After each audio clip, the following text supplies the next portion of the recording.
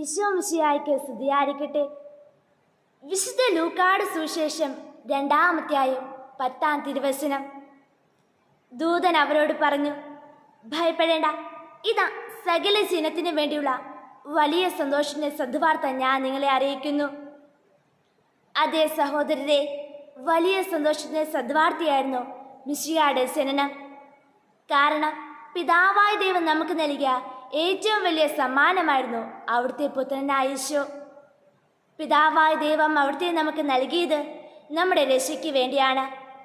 സ്വന്തം ജനത്തെ രക്ഷിക്കാൻ സ്വപുത്രനെ ദൈവം മണ്ണിലേക്ക് അയച്ച ദിവസമാണ് ക്രിസ്തുമസായി നാം ആഘോഷിക്കുന്നത്. ക്രിസ്തുവിന്റെ ജനനമാണ് ക്രിസ്തുമസ്. ഈ കാലഘട്ടത്തിൽ നമ്മുടെ ഉള്ളിലേക്ക് നമുക്കൊന്ന് തിരിഞ്ഞു നോക്കാം. നമ്മുടെ മനസ്സിനെ ഹൃദയത്തെയും ഒരുക്കാൻ ശ്രമിക്കാം.